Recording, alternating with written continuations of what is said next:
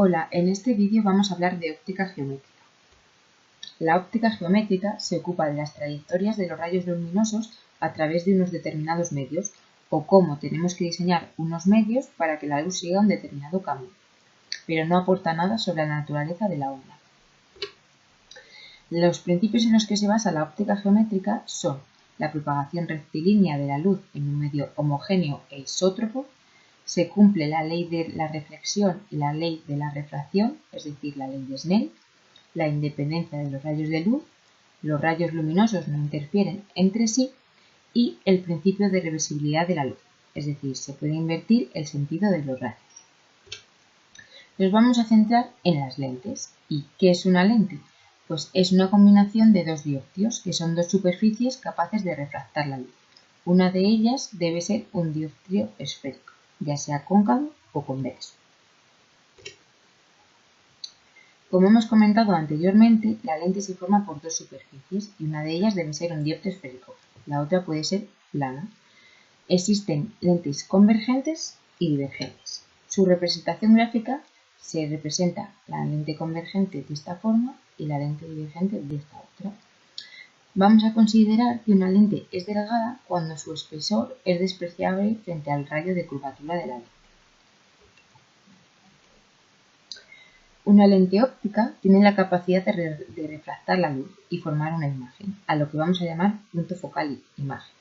La luz que incide perpendicularmente sobre una lente se refracta hacia el punto focal, en el caso de las lentes convergentes. Un ejemplo de lente convergente sería el caso de una lupa, como podéis ver en la imagen.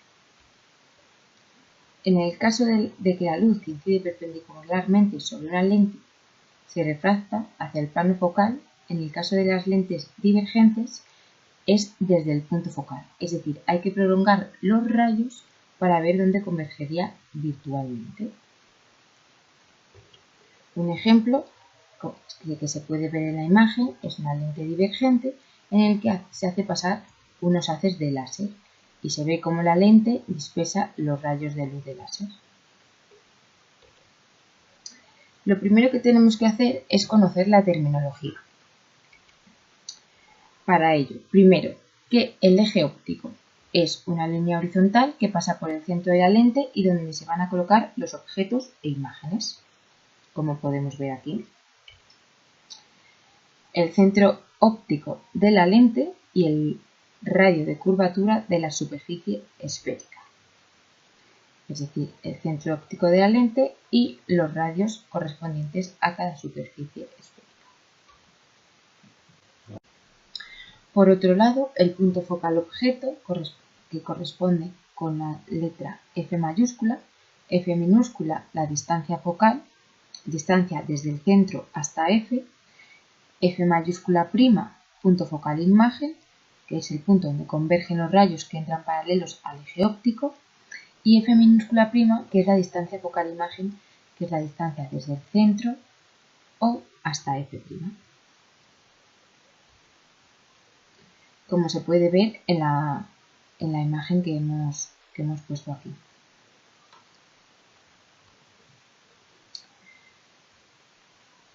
A continuación, seguimos con la terminología en la que S minúscula sería la distancia focal desde el centro óptico hasta el punto focal objeto, S minúscula la distancia focal desde el centro óptico hasta el punto focal imagen, Y mayúscula donde se encuentra el objeto, la distancia desde el eje óptico hasta el objeto, E y Y prima donde se encuentra la imagen, la distancia desde el eje óptico hasta la imagen. Todas estas distancias se pueden ver en la imagen. Las S que corresponden desde el centro hasta donde se encuentra el objeto o prima donde se encuentra la imagen y las Y donde se encuentra el objeto o Y' donde se va a encontrar la imagen. Por tanto, llegados hasta aquí ya sabemos toda la terminología. En segundo lugar, lo que tenemos que hacer es, y muy importante, conocer el criterio de signos. Consideramos que la luz viaja de izquierda a derecha.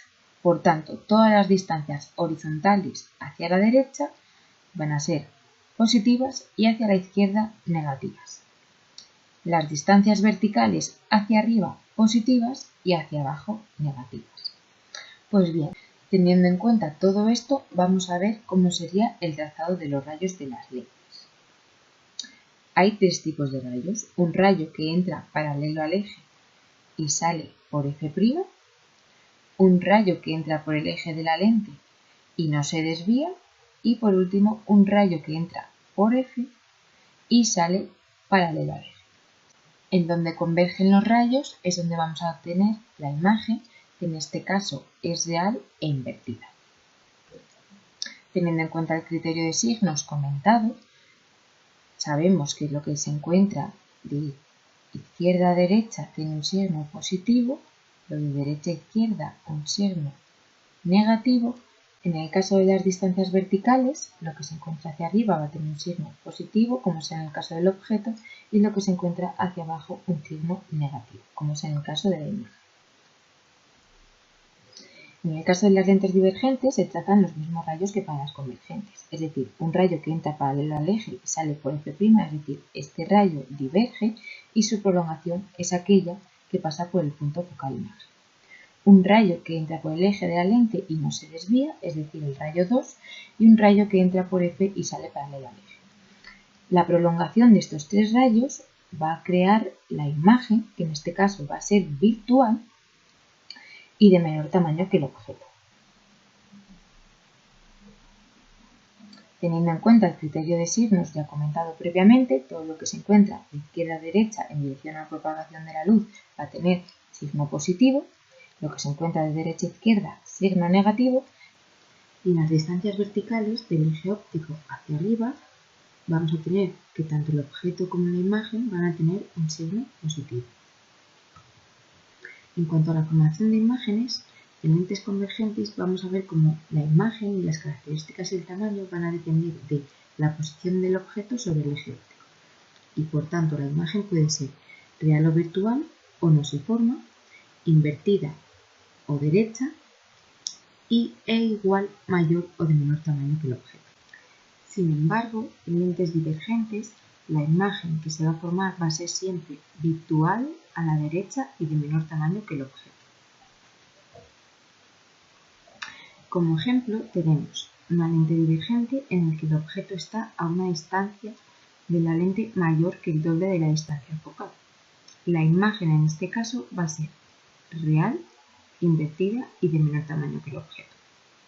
En el caso de que el objeto esté a una distancia situada igual al doble de la distancia focal, la imagen va a ser real, invertida y del mismo tamaño que el objeto.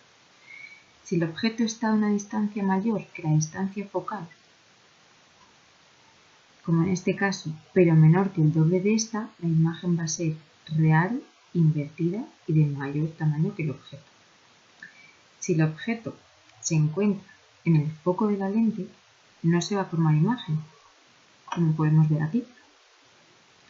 O bien se forma a una distancia infinita, ya que los rayos reflejados son paralelos y no se cortan. En el caso de que el objeto está situado a una distancia de la lente menor que la distancia focal, la imagen va a ser virtual a la derecha, como vemos aquí, y de mayor tamaño que el objeto. En el caso de las lentes divergentes, la imagen va a ser siempre virtual a la derecha del objeto y de menor tamaño que el objeto. Y hasta aquí un resumen de óptica geométrica, en concreto de las lentes, el trazado de rayos y la formación de imágenes. Gracias.